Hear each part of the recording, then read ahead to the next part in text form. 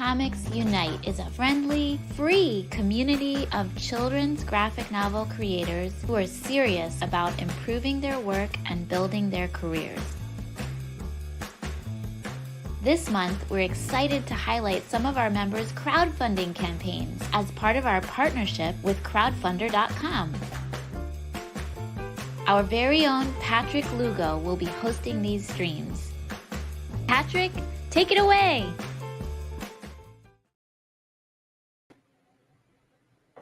Welcome to our second month of live streams on the Kids Comics Unite YouTube channel.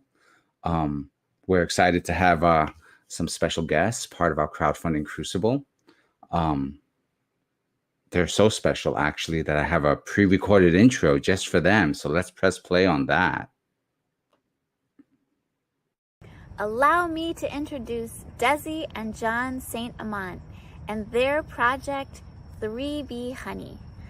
3B Honey is a graphic novel about Claire, a young worker bee who has to choose between her passion for music and loyalty to her endangered hive. So Jon and Desi are a husband and wife team, and they do so much together. They create, they write, they teach. They are parents to 2 active boys. They have 3 fur babies, a dozen fish, and a colony of beehives. They actually are beekeepers. And inspired by their students' experiences growing up, Desi and Jon developed this story in response to reports about the declining bee population, merging a story about the challenges of fitting in with environmental issues.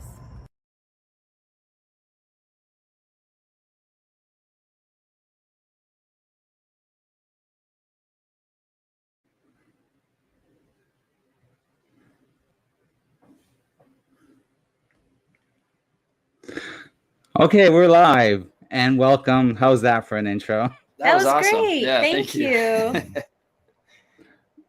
Excellent. And you know, although it kind of spares you from introducing yourselves, but welcome to the Kids Comics Unite Spotlight.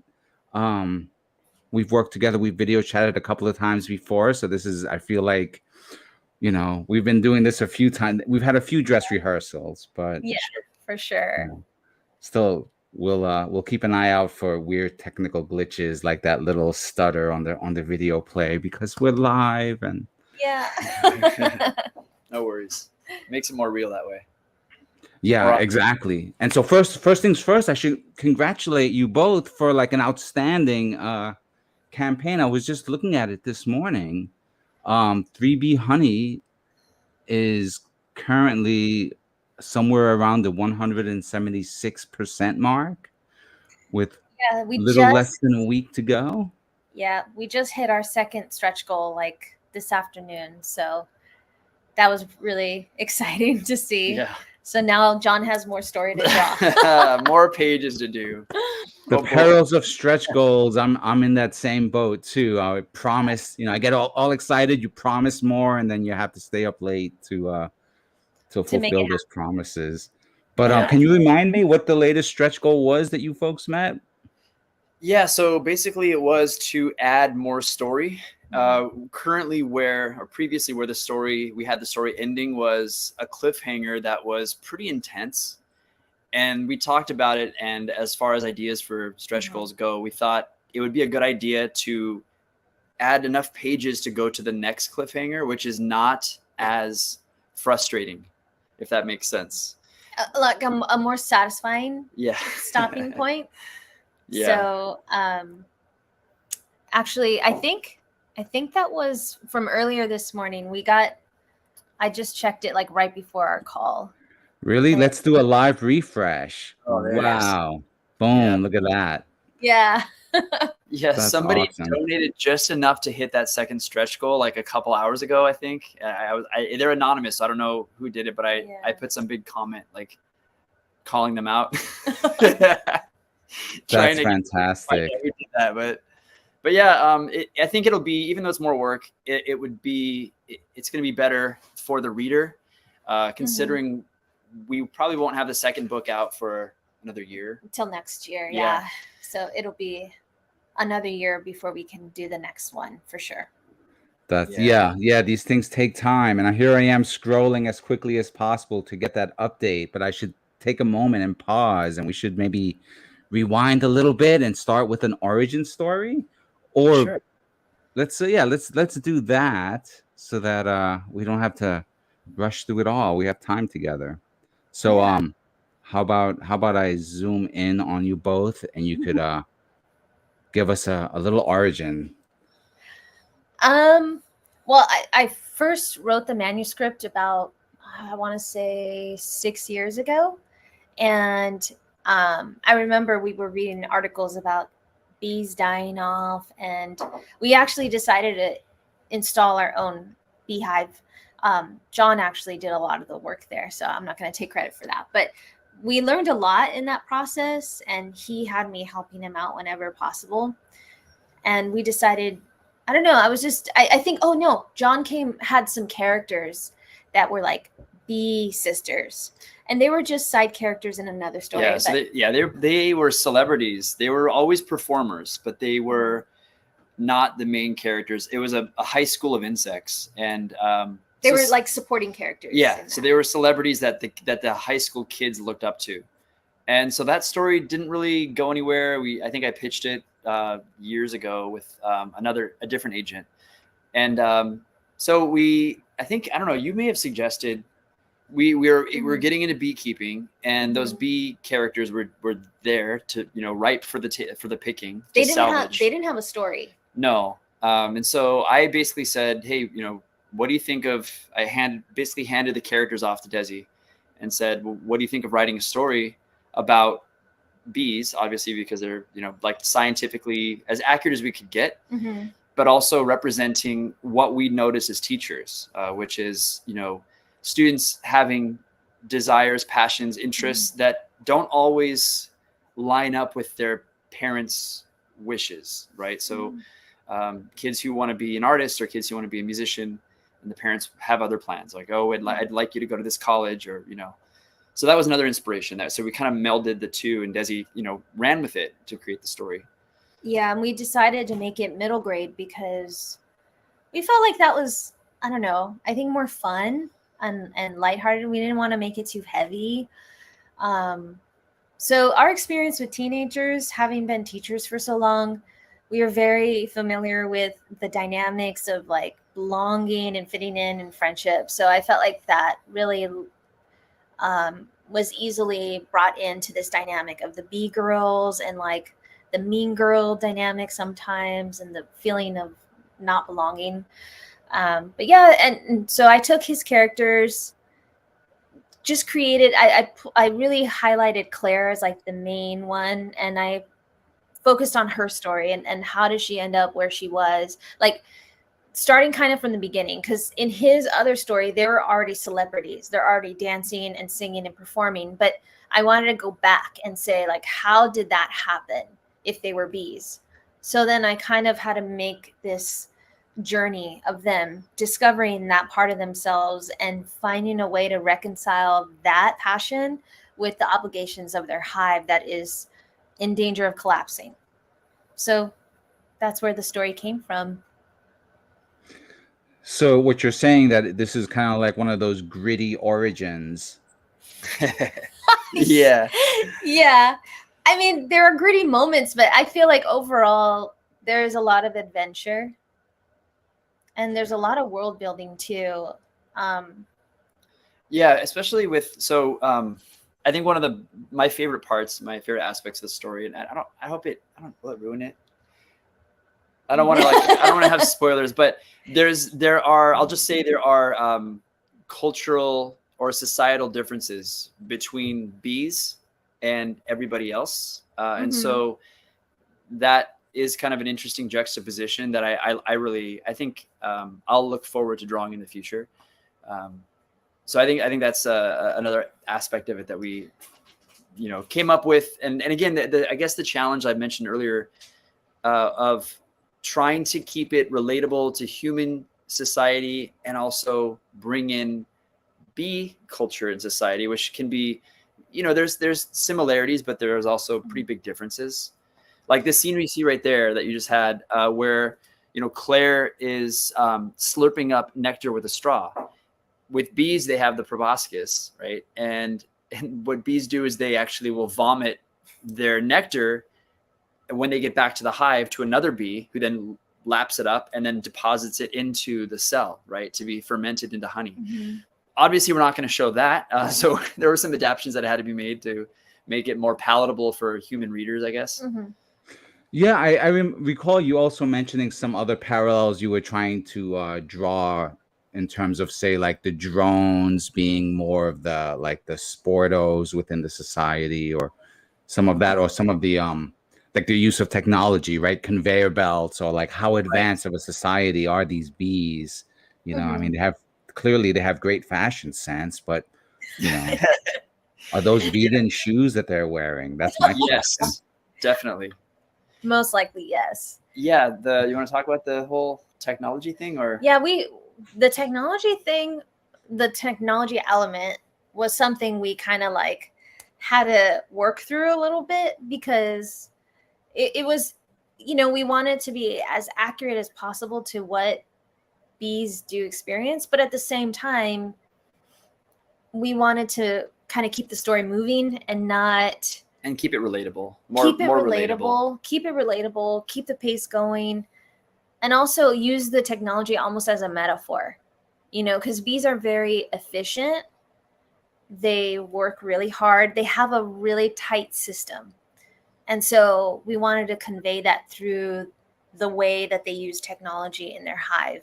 Like they have a system of filtering honey, which they actually do, you know, and they have a system of communicating. Yeah. And also there's always that problem you run into when you are depicting animals or the natural world and personifying it. You know, you see what comes to mind is like the acorn hat, right? Or using like, what would a bug have to use to create a house, right? Scraps of wood, leaves. And you could go that way, which is a more naturalistic approach, or you could just kind of like, you know, go the other way where it's more like a little human society, humanish, futuristic or technological society. So the world building it still continues to be something we talk over and debate and figure out. Because yeah, it is tricky, because we wanted this to be equally relatable to kids, but also with a little bit of a science angle as well. So yeah, I mean, you could almost have them explain, like you can have them in an informational capacity where they're actually explaining a point of education that almost sits outside of like their adventures, you know, like they could act as like educational mascots, just how well they're designed. Absolutely. And I think there's definitely like space for that to happen within the story. And I mean, we do try to like fold in those elements into the narrative without being too like preachy or heavy-handed about it. But I see a potential of these characters beyond the story. I think what you're maybe implying, Patrick, is where they would be almost like little earth like representatives of environmentalism, where they could, or even a book. I'm thinking of our friend Kim Dwinell. So she wrote Surfside Girls, the series that's now the show on Apple Plus. And one of her books is The Science of Surfing. And so she actually takes her two main characters and guides readers through oceanography and marine biology. And so what's cool is it's in the character's world in the city of Surfside. In their voice. But it's also in their voice, but instead of it being more plot driven, it's more driven by here's how a wave works. Here's how, you know, sharks hunt, so it's covering the science, but through the voice of her characters. I love that idea. In fact, I have the book right there. So it's to my right, actually. That's awesome. Well, I'm looking at this scene here and I'm imagining like how, like you got the hexagon in there for one scene, but you didn't build it as like a giant hexagon, right? But you can still use your characters to do, to give like the reader a tour of how a beehive works, right? Like I'm getting the sense, because you folks have worked on beehives, and I'm still waiting for the beehive cam. Let's not forget. I know. full disclosure, sad story. We're currently bee-less. Our last hive absconded about 2 weeks ago. So they left. And it's because I purchased them. I bought a nucleus, a box of, thousands of bees with the queen. And that queen wasn't bred properly. She was laying mostly drones. And I noticed it pretty early on, and I gave her a chance. I said, you know what, let's just see how this goes. Later on, she started laying more balanced, a little bit of, workers and drones, but by then it was too late in the season. And they just, I don't think they recovered. They moved out, they left. It's not like a hive of dead bees, but I think what I'm going to do now is next season in the spring, I'm going to lure feral bees, because our first hive was feral bees. I lured them in the backyard you can actually lure bees with lemongrass oil on a Q-tip. And it basically mimics the pheromone of hot property for a bee to move into. And so I'm going to do that next spring, because we have the best luck with wild bees. Yeah. To be honest. I mean, they're more aggressive. They would they could be aggressive. They would sting us a lot when we try to get the honey. Yeah. Whereas the ones you buy are more tame, docile, but they're not as hardy. So it's a process. And once we get those bees in there, we'll do the bee cam. Yeah, definitely. I think that'd be a really cool idea. I mean, because we do on our newsletters, we do bee updates or insect updates.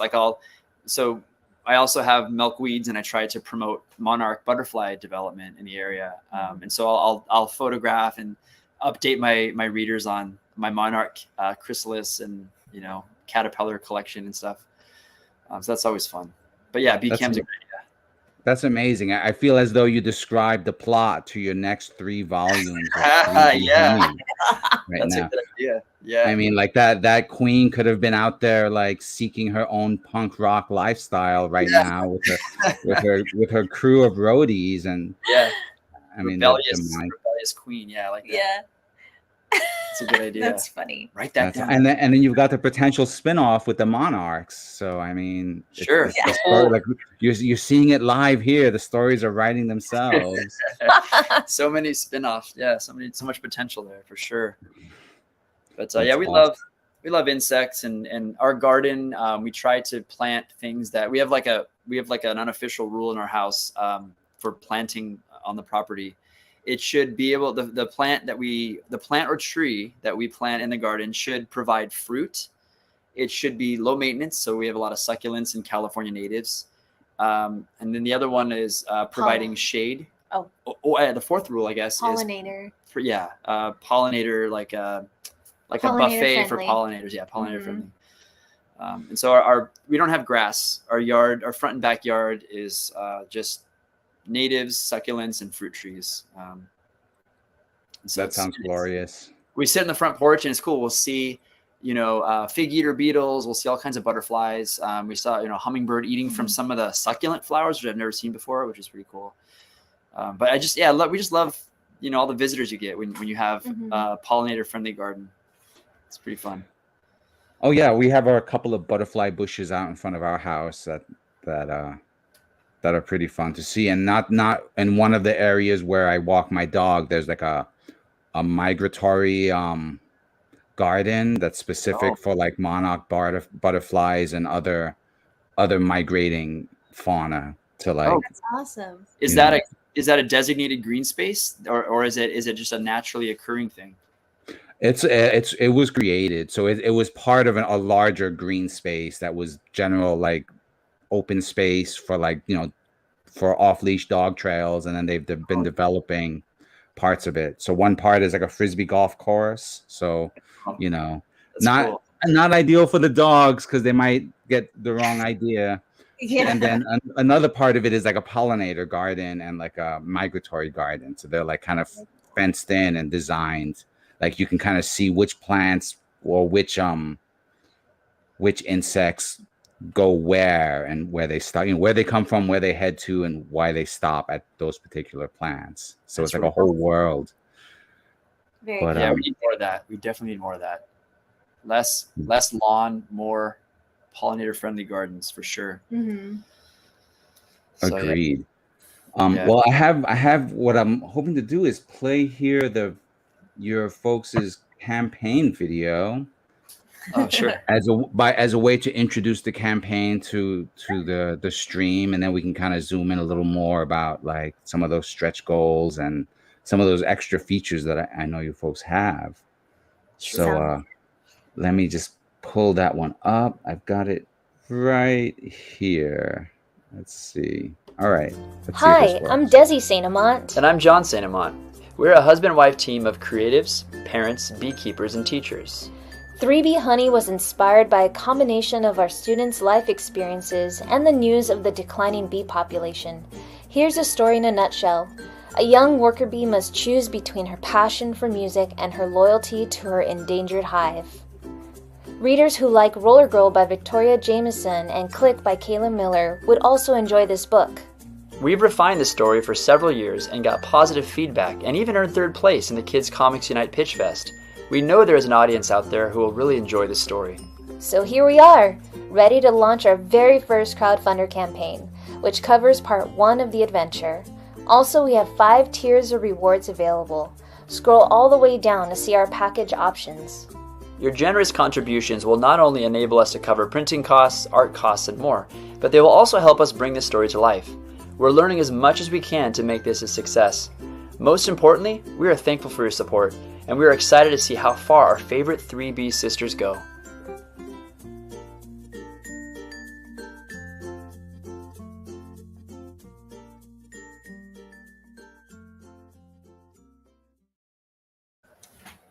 Yay! That was awesome. Thank you. I noticed a few cameo appearances, which were delightful. But if I recall correctly, you had some of your family involved in the production of that epic piece. Is that true? Yeah, our older son was the editor of the video. Yeah, using his video editing skills. He's in one of his classes at school is broadcast, where they learn how to edit. They use Final Cut Pro and iMovie. So he used iMovie to help us with the editing is so much work. I need to pay him to do more of my videos on my YouTube channel because it's a lot. It's a lot, and he does a good job. And he's really good at putting in like funny meme humor. Like he'll splice in little I mean, not for this one. I think we were a little more. We want to be careful a little more and professional, but on my YouTube channel stuff, I think 1 or 2 of the videos that he did, he just had some fun stuff, little Easter eggs, you know. So yeah, he's good. That's awesome. And so let's talk about the whole crowdfunding journey, right? You two had the advantage of, you know, a project that was already set up, right? You knew what you wanted to crowdfund, and you kind of knew who you were coming to for your campaign, right? You both had newsletters. So I was wondering if you could go a little bit into like the experience of setting up your first campaign and like highlights in terms of what you think you did well, where you hit stumbling blocks, happy accidents. Yeah. I mean, a lot of this was possible because of us taking the crowdfunder crucible and getting guidance from you, Patrick, because honestly, I would not have known like where to start. So I want to just do a shout out. That was really helpful. Yes, thank you. And the weekly homework, like I was behind. We were both like working, but I would watch the videos on my way to work. I was on the train. I wasn't driving, but you know, I would watch the videos and do the homework and kind of debrief with John and just kind of figure it out. But yeah, I mean, putting it together, you know, first the story is actually a lot longer than we could pull off in one campaign. It's like over 270 pages. And there was no way that John was going to be able to illustrate all that. So we decided to break it up into parts. So this is like part 1 of the story. So there's going to be other parts that are going to follow as we keep working on it. But we wanted to make it manageable for him because he's the illustrator and that's a labor-intensive job. Yeah. But as far as the setup goes, I mean, we knew we wanted to offer the story, the physical copy. And then we also were kind of talking about other like packages that we wanted to include. John suggested stickers, and I thought that was great. You know, I love the way those came out. We got them shipped, so they're really cute. And then we wanted to also include opportunities to get a signed print or a custom, character sketch. So we were trying to give incentives for people to invest more if they wanted those things, but also give them, kind of a range of options to kind of come in and contribute. Yeah. And I think, as far as you were saying, you mentioned earlier, Patrick, as far as it being an established thing, it's true. Our experiences with the Pitch Fest, and also before the Pitch Fest, we had been pitching it to editors. Mm-hmm. We did a round of submission. We also pitched it, I think, did we pitch it to an animation studio? We pitched it to an animation studio. We had a couple rounds of submissions to editors. And so we had the pitch package already made. So we did pull a lot of assets from there. But the only thing was we had all we had illustrated at the start of this campaign was the first 9 pages. And so when you scroll down, you see the empty dialogue, the word balloons, the word bubbles. Yeah. And so I did this. I saw this on Kickstarter or somewhere where some artists take the dialogue out just not to ruin it and kind of show the art rather than to give too much of the story away. But yeah, so we started with only 9 pages, and we had, my homework was to illustrate 48. That was the first plan. But then translating her text, her script, she basically had the TBH written as prose. The Originally is going to be a chapter book. And then we decided to make a graphic novel just because it had so much more visual potential. So then she turned a prose book into a script, and very often her script has 9 or more panels. And so as anyone who draws, 9 panels is a lot for a page. So when she does that, I'll say, you know what? No, I'm stopping at 5. I want to focus on this particular scene because on page 4, for example, I believe it's 4, on this sample here, when they're entering that big hall, that's an important scene, and there's so much detail. Yeah, that scene right there. And so, a page with 9 panels just wouldn't work. So what we're finding is this story is getting longer and longer. Yeah. Just because of me scooting some of those, what would have been, extra panels to the next page. But the challenge is also keeping mini cliffhangers on every page, keeping those page turners. So whether it's through dialogue or through a new scene, that's the challenge, is to try to keep the story flowing there. Yeah. And then we realized that there's a difference between narrative pace and visual pace, right? And so we're kind of working through that. So there are times where John's drawing and he's like, Desi, this is too much information. So I go back and he'll show me the script, and I'll go and tighten lines, cut things that really in retrospect, were nice to have, but not essential. So we kind of have to grapple with those things. Yeah. Or areas where there needs to be a pause. If it's like she was saying, if it's too high action, it's nice to have just a slowdown. So there are pages that are not here that I'm working on where Claire has a reflective moment and she looks out into the distance and we see her surroundings. And so it's kind of like taking a cue from manga where you may have an entire page showing that it's raining, right? Instead of constantly focusing on that narrative, flow or rhythm, it slows down a bit and lets the reader kind of take in what's happening and even kind of maybe, I won't say meditate, but just kind of think about what they had just read. So they're just getting through this nice, pretty scene. It's a little slower. So with all that said, it's getting to be longer than we anticipated. And then, did you have a question? I hope I'm not. I love it. Actually, I love it because this is something we haven't really covered in terms of these live streams, right? But okay, so here's a question that I could kind of springboard off of what you were saying is, do you work a page at a time, or are you kind of within the context of visuals? Are you trying to build them as individual spreads? Because you mentioned the whole page turn, so I think that might be a way to look at it, right? Are you thinking of it in terms of I mean, are we going to come across an epic double page spread in this story? You know, I'd like to. As of now, I have illustrated. So just full disclosure. The tea is going to be spilled. Yes. Guys. So I have illustrated I've sketched up to page 35. So penciled up to page 35, but my pencils are detailed.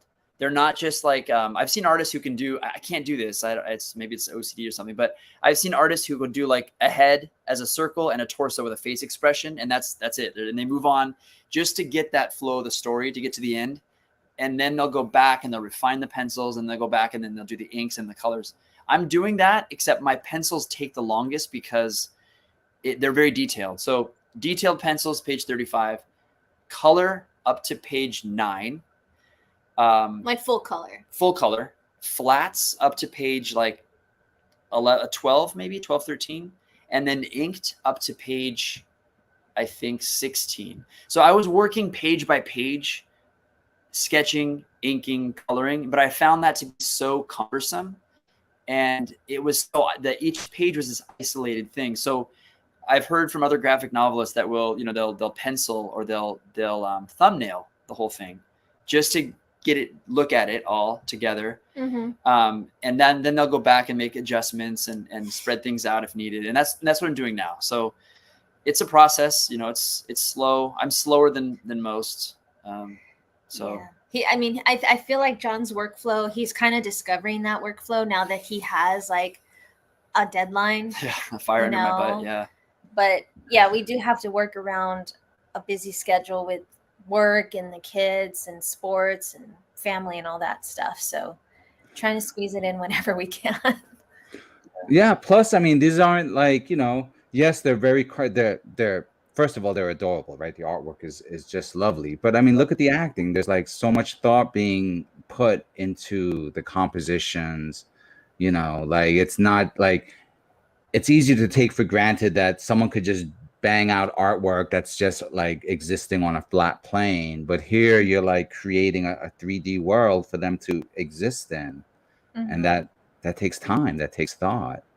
Yeah. And it shows. And then the fact is that the people who are committing to supporting this project believe in it, right? So, and that shows because, where you are in terms of stretch goals, what you've achieved in terms of like having inspiring other artists to participate in this project.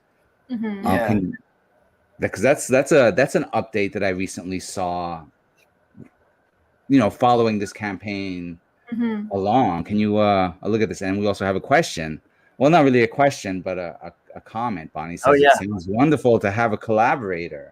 Yes. Good point, Bonnie. Yeah, it is. It's great to bounce ideas. So as an art teacher, I'm the only art teacher on campus. So I don't have collaborators at work. I can't bounce ideas off of other teachers. They don't know what I'm up to. They treat me like Merlin, like it's like, oh, you do your magical art wizard thing. We'll leave you alone. But at home, coming here with, she'll come with an idea. I'll adapt that and having that back and forth, I think really makes the work better, in a way. We kind of push each other too, and we can push each other's buttons. Yeah. Like, don't get me wrong. Like we can irritate each other, but I feel like it works well because he's the artist, but he also gives me writing feedback. He has opinions about writing that are very observant and valid. And I also will have feedback about the visuals sometimes, like he'll say, what do you think about this? And I'm like, maybe try this, so we kind of depend on each other for both elements. It's not just like you're the artist, I'm the writer, and we'll just stay in our lane. There's a lot of crossover. Yeah. And intense debates at times, but overall it's so far it's been good, it's been a positive experience. It seems to me that kind of dynamic would be crucial, not crucible. Crucial in the crucible. Yeah, exactly. In the crucible of creating comics. How's that for an alliteration? Yes. Nice. That's good. And speaking of, back to the, like, I think you mentioned the collaborators of the artists that we have that are going to be contributing. We're going to have like a little art gallery in the back of fan art of our art friends. And I made sure to include 3 of my former advanced art students. I recruited them, I approached them, and they were super excited to do it. In fact, my YouTube channel intro, there's like an animated intro to my videos of Chebacorn is my main guy. I paid a student to animate that because I just saw his talent in animation in my class. So I like to, my goal as I progress into this world of comics and stuff is to try to bring my students into the process as well. Just so other students, like I was introducing my class just the other day to this campaign, just a shameless promo in my class. But one of the things I said to my advanced kids, I said, hey, there are 3 former advanced artists that are going to be in this book. And their eyes kind of lit up like, wait, what? And I said, so, you know, like, do well in class, kids. And you too could be a future, you know, collaborator. But it just gives them something to look forward to or something to strive to, and shows them that, hey, like, this art thing can be a real thing, not just this little hobby that occurs in my sketchbook, you know? Oh, agreed. I'd often heard this refrain when I was trying to get work out there, which was to the effect of, you can't get published until you've been published. Yeah. And you know, how do you wrap, you know, it's easier to think of the sound of one hand clapping, I think. But right. But like, I mean, I think it's a lot of luck, right? And a lot of elbow grease. For sure. And a lot of elbow grease. And like the whole thing, the point of getting published, I think more and more artists are turning to crowdfunding, you know, as a way to launch into eventually a traditional contract or traditional publishing. It's almost like a launch pad, or like an incubation of a story, you know. We see a lot of examples of like Check Please, and I think even it wasn't Jeff Smith's Bone. I mean, he produced it himself, but it wasn't initially as a response to rejection. I think he wasn't really quite fitting into any of the current, at the time, publication interests. So he just said, you know what, I'll just do this myself. And then, you know, later Scholastic came around and said, hey, we like this. Now that it's popular, we like it. Right. So I think less and less of the publishing world's taste. I don't like it used to be, oh, if they're traditionally published, it must mean it's good. And more understanding that the publishing world is very risk averse. It's a business.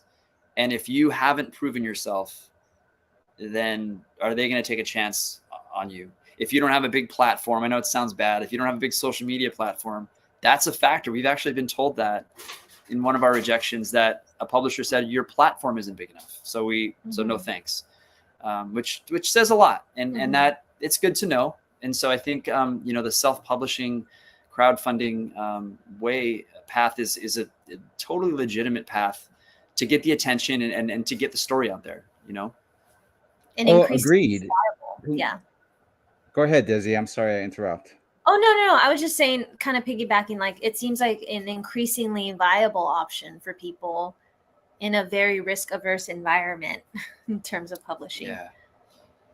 Yeah, I mean, I think there's a key in terms of like being able to like, in a way, it no longer matters like the size of your audience, so long as it's your audience, right? Like who you can activate to act on the day of launch, who you can, you know, count on to be there when the stickers get released. And so I'm looking here at your sticker set. Have I got that correct? Yes. Yeah. On the top are the sticker set, and then the print is below that of the 3 sisters. Yeah. I see. So can you remind me do you have it off the top of your head? Can you look at this graphic and say this tier is X? Is that Nurse Bee? This is Nurse Bee. It's like the second highest. Okay. Yeah. You know, it's not like I have the answers here, so don't like a Jeopardy situation. Yeah. You could say I don't recall, and we could both look at it together, you know.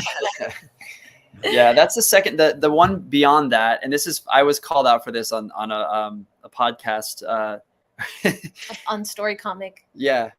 Barney basically Smith, Barney Smith questioned me. He said, so you have stickers and a print and your book at I think it's 35. And then he said the next tier up is 50 and you get original art. He said, so you're saying you're giving original art for $15? And I said, yeah. And he was like, Desi, you allowed this? And yeah. I was like, and okay, we're not like savvy, like financial. The way I see it is if you are, it's more of a thank you. Yeah. Crowdfunding is not, at first, I think crowdfunding is not a profitable way to make 100% of your income. Mm-hmm. Over time, I guess you could build a following, and I've heard people do that. They completely can rely on crowdfunding to have a career. Mm-hmm. But I think in this first launch, it was like, if you're willing to, help us with $50, like I'm going to give you a character from the story, hand drawn, like as a thank you. Like that's awesome. Like Yeah. And yeah, it's not, that's a little sample. It's going to be hand drawn with, what I love is drawing with Kuretake brush pens, or even Gassenfide by Copic. I don't do it enough, so it's kind of an excuse for me to use some ink on paper. I'm so into Procreate that I don't do enough traditional art anymore. So this is kind of another excuse for me to just ink some nice stuff. It's so satisfying to get those brush pens going. But yeah, it's a thank you. It's not, had we thought about it and go, you know what, we should make this profitable, it would probably be maybe 80 or more, right, for this mm-hmm. particular tier. So it sounds like you can count it as part of your tuition for like learning how to crowdfund, right? This is your first campaign, and not every campaign succeeds on their first try. So sure. Yeah, definitely. For sure. So, but if someone wanted this original art right here, right? Not necessarily this drawing, but something to this effect. This is your $50 tier. Am I recalling that correctly? Right. Yeah. Okay. Because I just have one little laptop that I'm doing this through. I don't have any producers here with multiple screens. I have a bunch of screens in front of me, but they're all blank right now. So I'm missing something, but let's proceed. So, I'm going to remove this and ask you something more about where you think you would take this crowdfunding endeavor now that you've got 4 days left. What are your next steps? We definitely want to hit up the convention scene. Definitely, yeah. With the stuff, we want to take whatever extra copies of books, stickers, bookmarks with us and try to, introduce it to a bigger fan base or potential fans at a convention. And we definitely intend on continuing with more stories. I know John is also working on different stories, Chubbicorn, and we have other stories as well that we're kind of developing as well. So this is definitely not the last people are going to see of us. Yeah, the next step is we want to together. I think what's really cool is for so long this goes back to collaboration. I've tabled at conventions before or I've visited, but it's always by myself. Occasionally I'll rope in a friend to come with me, but I've gone to these things alone for so long. It's going to be really fun to have Desi, behind the table with me. To be able to just experience that in-person, meeting of people. Tabling in the past was a definite learning experience. When I had characters and stickers and prints, but no story, mm-hmm. I found myself pitching to every person. I gave this long pitch of my stories, mm-hmm. and it was always ended with, "Hey, well, good luck with that," and then they move on. But now that we'll have a story that we can just say, hey, check it out here, put it in their hands, and here's some stickers if you really like the characters. So I think it's going to be fun to just interact with people and see how they feel about it, like how total strangers can get excited about something. I think that's going to be really fun. Yeah, to have something tangible to share with people. Yeah, for sure. Really cool. That's awesome. I mean, that kind of dovetails into what we were talking about in terms of like attracting a publisher, and how like this, is your proof of concept. Right now you can show up and it's not just the idea, right, of what it is. Here's the book, read it, review it, or, Yeah, You definitely. also have a website around this project, if I remember correctly, right? Is that like Yeah, 3bhoneyrocks.com. Yeah, that's like the central hub of this particular project story. specifically. Yeah. I've been updating the crowdfunder more frequently just because that's where everybody's kind of looking. But yeah, I'm gonna update that website with more assets as we move on. But yeah, I mean, as far as activating backers, we really were fortunate and leaned in to our warm. I think you had like a term that I remember. It was like warm versus cold. Oh, Like you're warm. the level of support. So you have the closest would be friends and family, and then all the way on the bottom would be social media or news media. Right. Yeah. Right. You had there was a That's chart. right. And I wish I had that terminology fresh in my brain, but a lot has happened since. But yeah, there was a thermometer that I had created, Yeah, right? like your Yeah. warm backers or whatever, right? So we had, you know, our friends and family. We also had colleagues, students, and then I just started a new job. So I shared it with my coworkers there. So just kind of sharing it with random people. And yeah, and you know, it was interesting because I would share it with someone and they would share it with someone else, and then that person would post it on their social media, you know. So it was kind of like there were some surprising advocates that came out through that sharing process. Like one of my former at the school I used to work at, our librarian, I shared it with her and she posted it on her social media a couple times actually. So she got some people on board. And then I shared it with my creative director at the ad agency I work at right now. He really loved it. He shared it with his network on LinkedIn, like made a really nice post about it, and got like another handful of people contributing and buying a book, you know. So that was really cool. What looking back, earlier on, you had a question of like what were some things that we would do next time. Earlier on, what we should have done. I mean, we weren't just so scrambling to like learn how to do this. Yeah. It was oh man, I'm blanking on name right now. Roger. Yes, Roger McMullen. If you're there, Yeah. Thank you, Roger. I think he wasn't able to come, but okay. Shout out to Roger. Yeah. He pulled through with all these organizations. Yes, insect organizations, right? Yeah. So I didn't even think the last minute. I think he inspired me to reach out to. I'm a member of OCBA, Orange County Beekeepers Association, and last minute, this is right at the beginning of fair season. This is their biggest fundraising year in their time of year.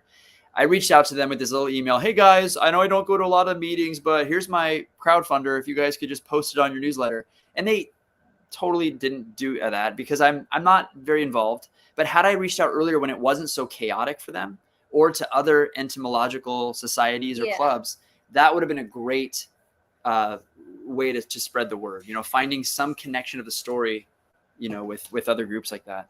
Yeah, I think with the cool network, or you know, like the harder to reach people, I think if we could go back in time, I would have reached out to them before we launched. Yeah, you know, to give them time to react and kind of see if it was something they'd want to advocate for or support.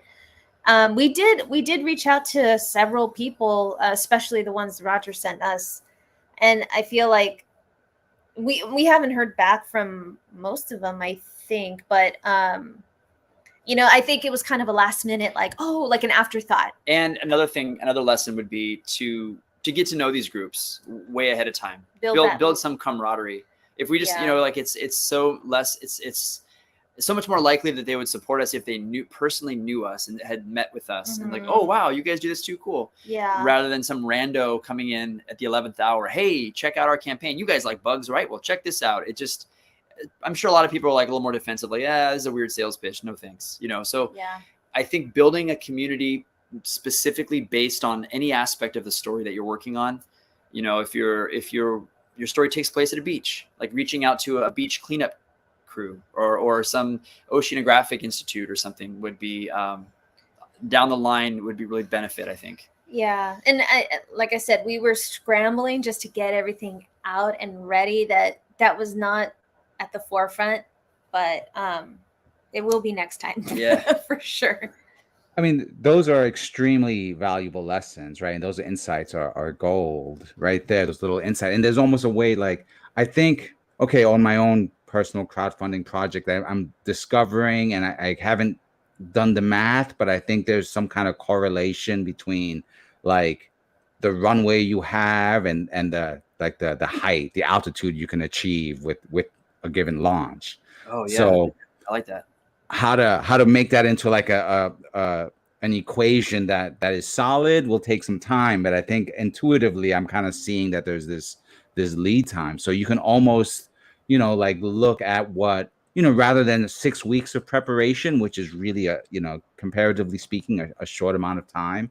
Right. Like imagining those organizations like the Beekeepers, Society, and almost plotting out a campaign to their campaign schedule, or not to their campaign schedule, but to their annual schedule. Like I've done a few events at art gallery shows, and I've always wished, like, oh, I wish I could be having my campaign happening right there while I'm at the gallery show, but the calendars don't quite synchronize. It might take another 6 months to get there, but that could be 6 months well spent for 2024, etc. So yeah, I think what you're articulating now has so much value in terms of being able to.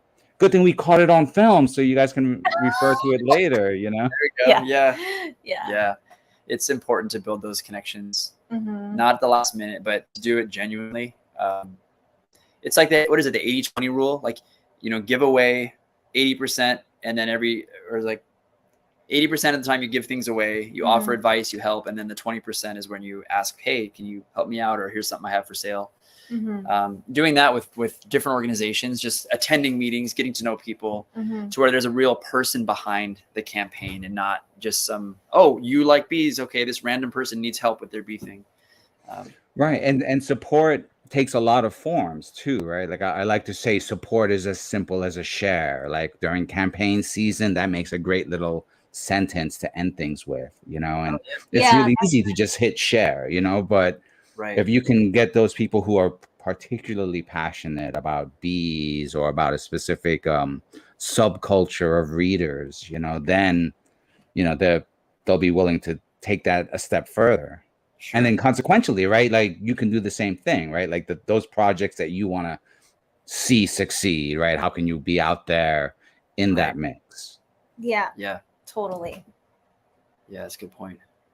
It's that just creating a network in a community is definitely important. And that's why, KCU is doing so well, is to have so many people get to know each other and supporting each other. Yeah. I mean, I think I said in another talk, I consider, you and the KCU people as friends. Like you're disembodied heads, but as soon as possible, every time there's like a meetup, it's on the East Coast. And I'm like, I'm not going to be there at that time, but I would love to meet in person. When we met with Jana, it was like so exciting. She came here to the West Coast, and we made sure to have lunch with her. And that was really cool. Yeah. I mean, there's ongoing machinations to have some kind of, San Francisco regional KCU event. Yeah. And I mean, you folks are in like convention country down in Southern California. So, Yeah, that's true. There are a lot of good ones. The convention country crucible. Okay, sorry. Coming next year. You know what though? Actually, that would be a good talk. Convention setup. Like that's a thing that it's a hot topic for a lot of people. How do you, like, what kind of what's a good little stand for promoting a print? Tablecloth or no tablecloth? Do you have back? Like all these little technical things would be a really good, like a workshop or something if somebody had that experience. I totally agree. In fact, I was fortunate to sit in on a few conversations about that just before San Diego Comic-Con. A few of the live streams that I like to listen in on, they specifically were talking about their convention tricks. And, one fellow has a specific sized crate that fits everything, but then the crate is also becomes the stand so that his standee sits, stands whatever 2 feet higher, and you could see it from behind the table, and all these little, different, like down to the inches. Right. Yeah. I would that's love awesome. somebody to invent like a briefcase. You just like push a button and it just springs out and everything's like boing, and it's just like in place. That'd be so nice. Just so it's just right there. Little one button. Excellent. Yeah, there you go. Yeah, See a convention thing. That would be. I think we found a need to fill. Yeah, and I don't. I'm not saying we can do it. I mean, Yeah. I've lost more money doing conventions because again, I didn't have a story. It was all just prints, character stickers, nothing connected to a narrative. I mean, I can tell you what not to do. Well, those are key lessons as well. And there's a one thing that we've been learning through crowdfunding and through the crowdfunding crucible in particular has been like the value of collective efforts, and how like, of the handful of us that really committed to like the 6-week program, right? And how we each pushed each other a little bit forward, and kind of that's part of what crowdfunding does, right? Because while you're doing your song and dance, you're kind of gauging who's coming in and joining you, and making that project achieve its next level, its next stretch goal, or what have you. Do you have another stretch goal that's waiting to be fulfilled in the last few days of your campaign? I think we're all stretched out. We're stretched out. I don't know. I mean, honestly, we didn't even plan. We weren't sure about stretch goals. That wasn't like a certainty when we started, because we just wanted to hit that first goal. There was more of an afterthought doing those, but it's just, you're just humbled and shocked by the support. But I liked. Okay, I want to say this. Another thing I learned is the amount of market materials. So when Desi and I were preparing for this, we had this agreement. She's gonna do all the marketing, all the managing. I'm gonna draw. I'm just gonna hunker down and draw the comic and get that thing done as soon as possible, right? Mm-hmm. Little did I realize I've created like 15 or 16 or so just images, like from a social media where Claire is holding up a newspaper, extra, read all about it kind of thing, or where Hannah is pointing to the countdown clock and like yelling. I've done almost like more like that stretch goal with her the stretch pointing. Goal, right? That's image. Another image John had to draw. So just like kind of on the spur of the moment, like, oh, we need a new image. We need to advertise this stretch goal. Oh, we need to advertise that we were funded. Oh, we had to advertise we have 4 days left. Like, there's so many little marketing things you don't realize during a campaign that you need to make to kind of keep the look going, like keep the style and the excitement going. So that was something to I would say, like, to my future self, give yourself time to make those things, or pre-make the things, and then have them as little like nuggets of reminders and just something nice to look at, instead of it just being all text. But that surprised me, is how much. Oh, thank you, Bob. Aw, thank you. Yeah, but how much how much marketing you do, like little images, you just don't realize it. It's one of those things that you learn by experience, I guess. Oh, it's true. I'm experiencing that right now. Like just today, right? I got a notice from Crowdfunder that they extended my deadline for my campaign by a week, right? So I should be like cooking up some graphics to say, an extra week to the campain. Yeah. And I will be, right? But first I had to make sure, we had our appropriate little logos in place for today's live stream, right? That's the tricky thing about crowdfunding, is like those commitments. Stack up. Exactly. And all the art direction that's required in those marketing materials. Right. Yeah, we had a couple where like you came in and were like, no, let's do like a more simple scene or something. I had some like complex drawing, and she'd say, let's just keep it simple. Yeah. So I'm trying to take a little bit of the burden off him. And bonus, if you can use a marketing material as the comic page, right? So if in fact, I think I did that. There's one scene where Claire is like breaking on a leaf and looking over her shoulder. That's actually, I took that out of one of my future panels and used that and just added some text saying, the campaign's about to launch. I don't know if it's here. Maybe. The one where she's on the leaf? Yeah. It was like, kind of like, stay tuned, it's coming soon. Yeah, I think I posted it just as a. Yeah, I don't know if it might not be on there anymore because it was kind of. Oh, it's right here. It's on. I don't know if you can see the camera, but it's clear. Here, let me just spotlight that for folks to get a closer look. There we go. Yeah, so it's trying to repurpose. Yeah, sorry, it's got some. But that little scene of Claire looking over her shoulder, just repurposing that. So that was something I did. I guess that was smart. Pat on the back. But otherwise, I wasn't that smart the whole way through. I was like, oh, I got to draw something new and advertise. But using whatever you can, a little face cropped out, surrounded by text saying, hey, reached our stretch goal, is all you really need, to keep the look going, keep the characters consistent, the whole marketing thing, within the same. Am I going you're into advertising look? No, it's consistent. Yeah, and, yeah. He would send me imagery or processed videos, and I would make TikToks out of them. I mean, we don't have a big following on TikTok at all, but I forced myself to learn so that we could use that as a way to get the word out. Anything helps. Yeah, sure. And you're building that concept, right? You're imagine for volumes 2 and 3, right? You kind of already know, just repeat these steps. Yeah. Yeah. So yeah, for sure. Consistency is key. Yes, yep. Bob. Totally yeah, that's right. Agree. Yeah.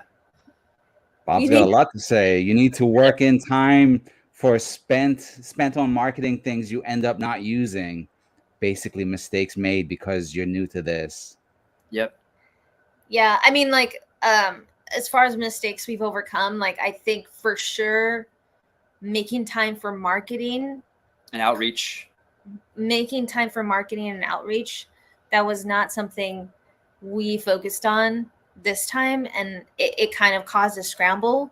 There were days where we were like, and just trying to get it done and trying to get it out there. So also having, I think a lot of people have said this, having most of your book done before you launch. Mm-hmm. I did not heed that advice. However, I was a part of a campaign on Kickstarter, Lackadaisy. Anybody know? Beautifully drawn cat. It's like a 1920s era prohibition cats, beautifully drawn. If you look up Lackadaisy, you'll see what I mean. But I participated in that campaign 3 or 4 years ago, and I just received the art book. In fact, it's right here. I just got the book. I mean, look at this art. It's stunning. Beautiful. But I just ordered I think it was $15 or $25. I just got the art of book because I just love Tracy. I think her name is Tracy. Oh man, Tracy Butler.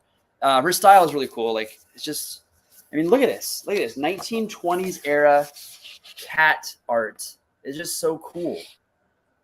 The style, the detail, beautiful stuff. So I participated, but I waited patiently for 3 years. And it was just kind of so sorry, these updates, because they were animating. They did an animated music video for her comic.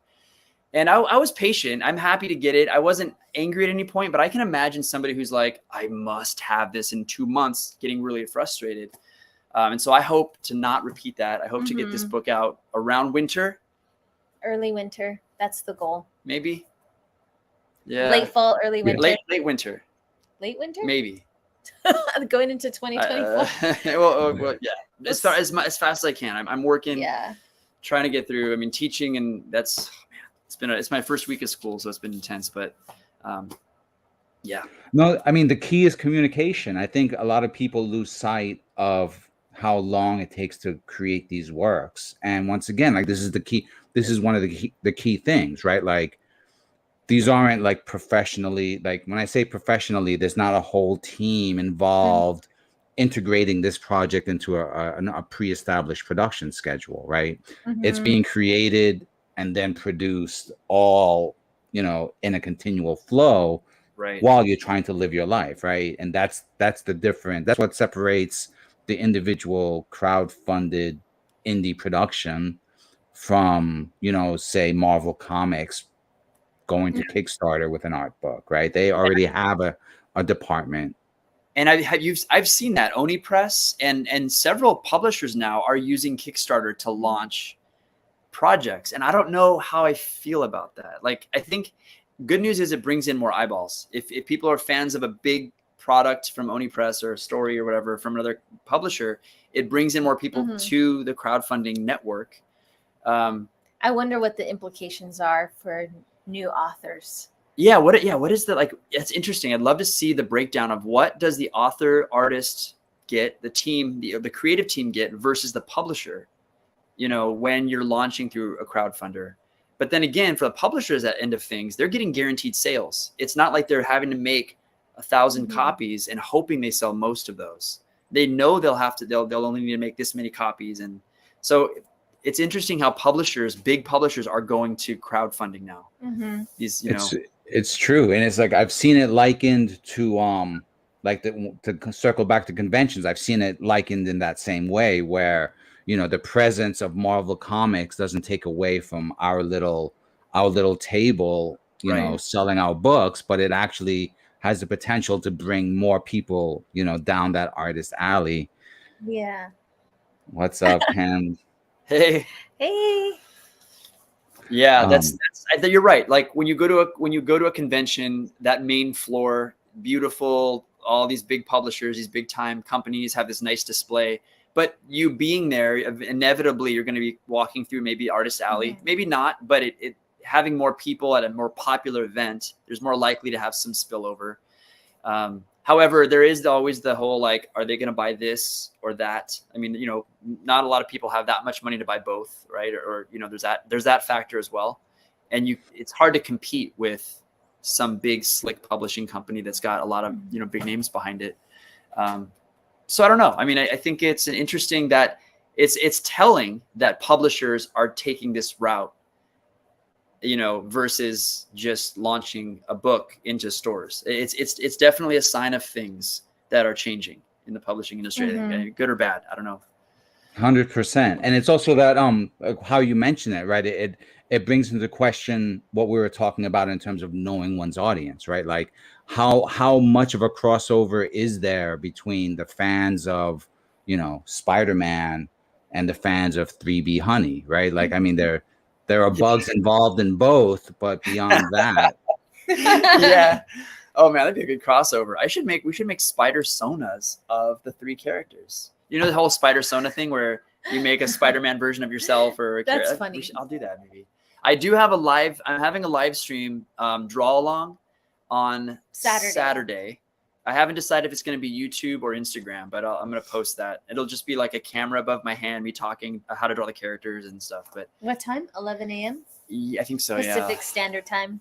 11 PST. That's good. That's why she's marketing. 11 a.m. Pacific Standard Time for about 45 minutes or so. Yeah. So I'll post that. Maybe I'll post it on KCU as well if anybody's interested. But you could even add that information on the comments in the comments window if you see that, and then it'll propagate everywhere. Here? Are you talking about here or on the crowdfunder? Oh, I didn't even see these comments. There's comments. I just noticed them. Oh my gosh, you guys! I'm so sorry. We missed your comments. We see pop-ups once in a while. Oh yeah, I've been popping them up as they come along. Gosh. Sorry, we're just looking. Hey, here's a great idea for a live stream. Let's silently, just awkwardly read comments. So people. Well, I mean, you know, we could do sock puppets and read them out in voices too, right? This is a visual medium. But you know, some of these questions are also would be really good to bring up with Jana on next week's live stream, which we have on August 22nd. Yeah, Tuesday, I think, right? On Tuesday. So that one's the most amorphous of all of our live streams. So we're gonna just really look at what's it been like to live stream, what's the impact been for everyone involved. You know, maybe we'll open it up so anyone can jump in, or maybe we'll do like pre-recorded, you know, if you have a soundbite you want to record and I could just press play on a bunch of them. I don't know. I'm just coming up with these ideas now. So yeah. And then we can silently mouth the words slightly off from the soundbite. So it'd be like that would be awesome. Or, you know, like that animation style, which I think your artwork would be great for, where they do the drawing, but then they superimpose the actual mouth of the person speaking. It's like a filter or something. Oh, that'd be good. Yeah, that'd be funny. So funny. do like a So Snapchat filter. the That's possibilities are endless. Yeah, Yeah. for sure. Look, I've got one cool idea from it. So it's a go. We'll be doing There you that go. next week. It's asking me to sign into YouTube to leave a comment. Oh, okay. Well then, yeah, we don't have to do that live, but we'll We'll- definitely, let's see if you want to, what's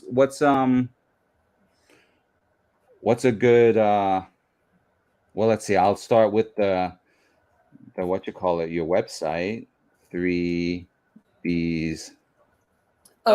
Singular 3B Honey Rocks. I Oh, see that's it right. Oh yeah, bottom. you have it on the bottom. Yeah. So Yeah. I'll post it there.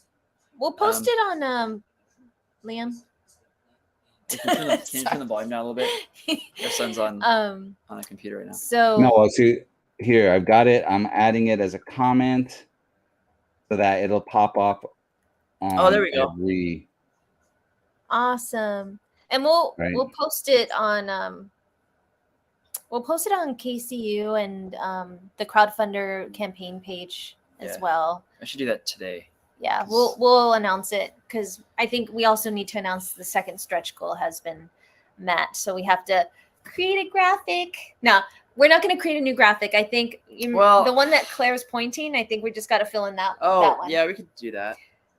I can drop efficiency. Maybe, just to get the word out. But No, reuse and repurpose is key for these things, right? Yeah. To be efficient. Yeah. And so for anyone who wants to know, like that comment, c3bhoneyrocks.com for more, right? That's going to be on the live stream, so anyone can check it out there. Thank you, Bob. Bob. Thank you, Bonnie. I don't know if Bonnie's still here. Oh yeah, thank you, Bonnie. And Ken, if you're there. Yeah. Yeah, we can't see who's all here. We just see the comment. But yeah, it's good to see your comments. And I'm sorry we couldn't respond. We didn't have the comment box up. Yeah. There was, once again, even as a 2-person show, there's a lot to juggle, so Yeah. Thanks again. This was a lot of fun. Yeah, it was great talking fun. to you. It was fun. It's always a pleasure to chit chat about more than just the bees, the comics. I mean, yeah, we could have just spent the whole time just talking about like the decision, how to paste something out for the page turn, like that's a whole conversation. That could have been the whole hour, honestly. Yeah. Thank you, Bonnie. Yeah, if we were better prepared, we could even have visuals, but we're all so busy. We all have campaigns to do. So we're almost at the 15-minute mark, right? So we've been having a lot of fun. I've been having a lot of fun. Yeah. It's been great. Is there any last words you wanna put out there before we play our closing sequence? I mean, we have less than 4 days left, so if you want to jump in, you're welcome to support the campaign. We appreciate all the support. We appreciate the positive feedback from the community, and we look forward to putting more stories out there. Yeah, I'm just super humbled by the support. We love it. It's been awesome. It's really, really motivational because of all the rejections in the past. It's been great to see that people want to see the story, and we're really, really appreciative of that. So so thank you, and support if you can. But if not, totally cool. I understand. Totally good. So yeah. Awesome. Excellent. Thank you. So I've got a couple of video outros to share with you folks. So I'm just going to press play on that. And I guess I'll start with that. I hope you enjoy learning more about Desi and Jon's 3B honey.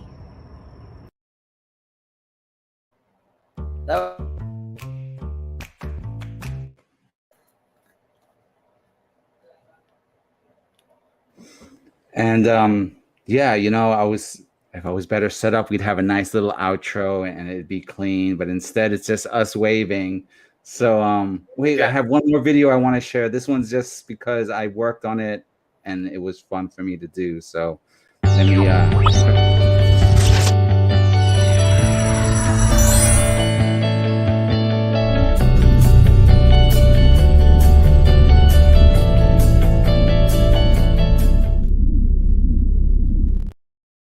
Nice. Oh, that was cool. I want her laser that, by the way.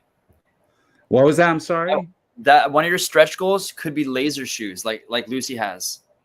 Yeah, that would be pretty awesome. That'd be awesome. More stuff. One that's what, number 102 on my list of things to do.